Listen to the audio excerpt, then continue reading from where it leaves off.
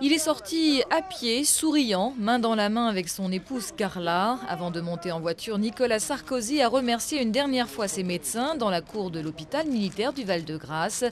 Des médecins qui ne lui ont prescrit aucun traitement médical, selon l'Élysée, juste un repos relatif de quelques jours. Du Val-de-Grâce, le président a regagné directement la résidence de la Lanterne à Versailles. Pendant ce temps-là, c'est la ministre de l'économie, Christine Lagarde, qui était à sa place à l'Élysée pour signer un accord sur le crédit aux entreprises. Le président de la République est heureux de vous accueillir ce matin dans le palais de l'Élysée. Il m'a demandé, pour les raisons que vous connaissez, de le représenter. Et soyons clairs, je ne remplace pas le président de la République, je ne suis que la messagère.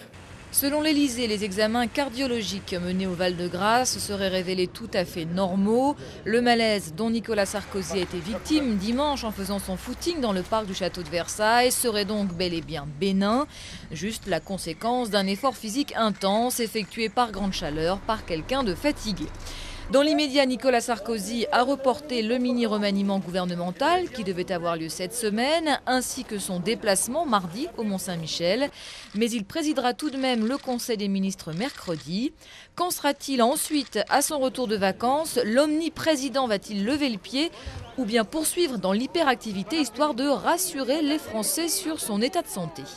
Cette crise bénigne peut être l'occasion pour le président de faire un peu de travail sur lui-même. Telle est l'attente des Français, non pas pour qu'il soit moins volontaire, moins responsable, même moins actif, mais pour qu'il arrive mieux à déléguer. Nicolas Sarkozy devrait quitter Paris dans quelques jours pour 3 semaines de vacances. Des vacances peut-être un peu moins sportives que d'habitude, dans la propriété familiale de sa femme au Cap-Nègre, dans le Var.